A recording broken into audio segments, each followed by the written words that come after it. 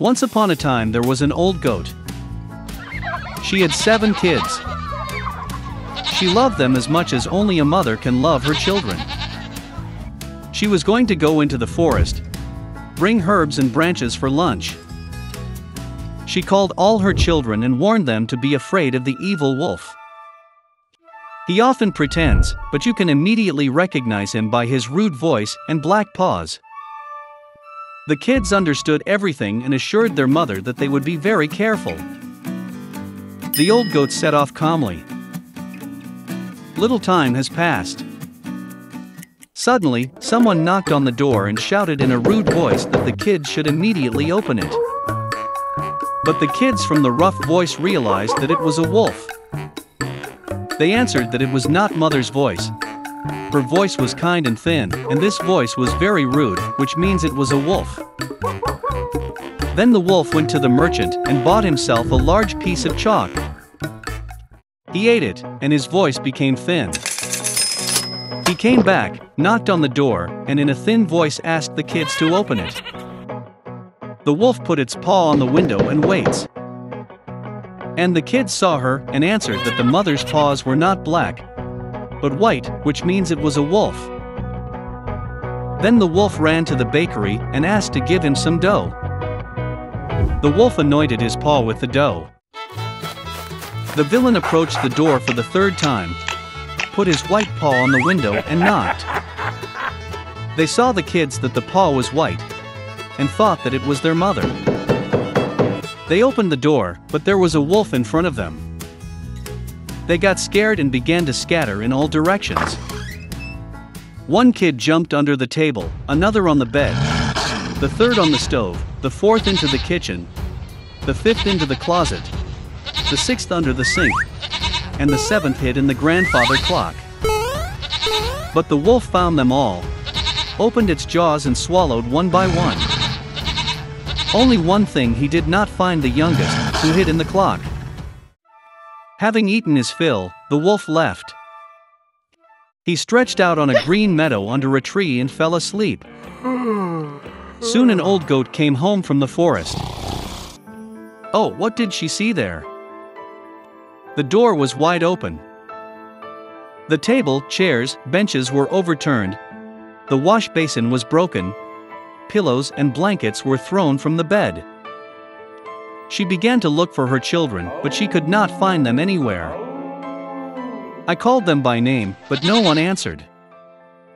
She went up to the clock, and in response there was a thin voice of the youngest kid.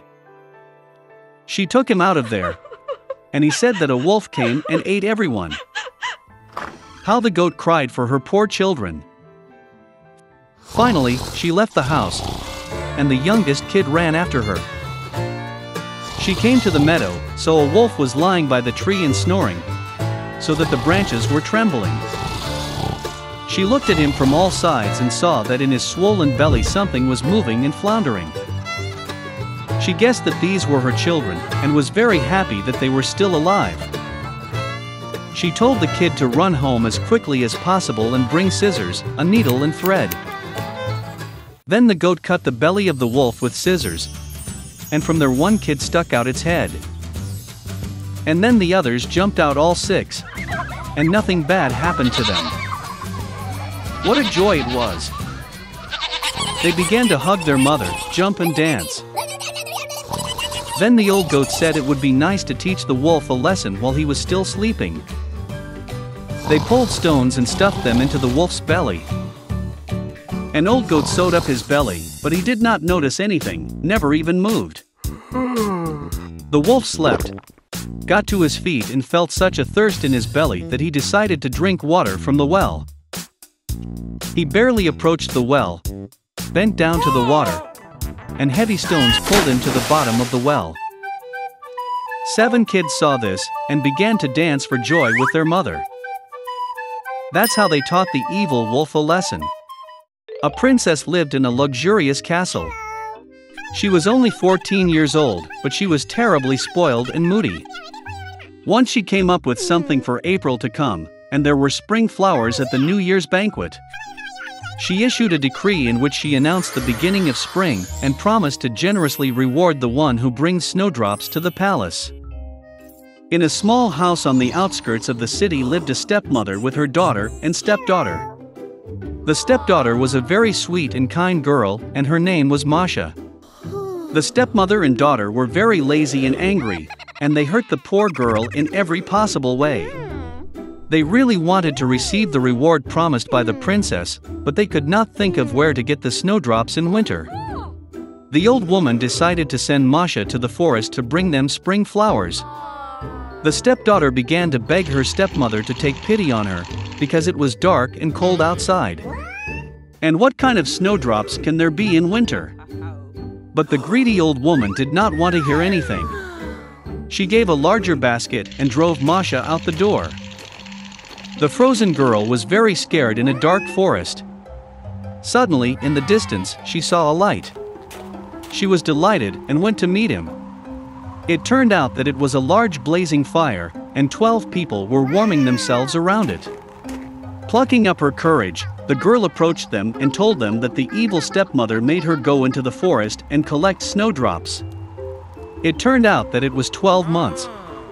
The brothers felt sorry for Masha, and they decided to help her. Brother April chanted a spell, and suddenly spring came in the forest and in the clearing. The snow melted, green grass appeared, snowdrops blossomed. The girl began to collect flowers and soon filled a large basket with them. Young April liked her very much, and he gave her a magic ring. If trouble happens, he must be thrown to the ground, a spell cast, and all 12 months will come to the rescue. Masha thanked them and went home. When the girl brought the snowdrops home, the stepmother and daughter were very surprised at this. Masha was very tired from the journey and immediately fell asleep soundly. Her half-sister suspected something was wrong. While the girl was sleeping, she found her magic ring and took it to herself. After waking up, the stepdaughter discovered the loss. She began to beg to return the ring, but her stepmother and daughter did not want to hear anything. Taking a basket of snowdrops, they hurried to the royal palace. In the palace there was a magnificently decorated New Year tree.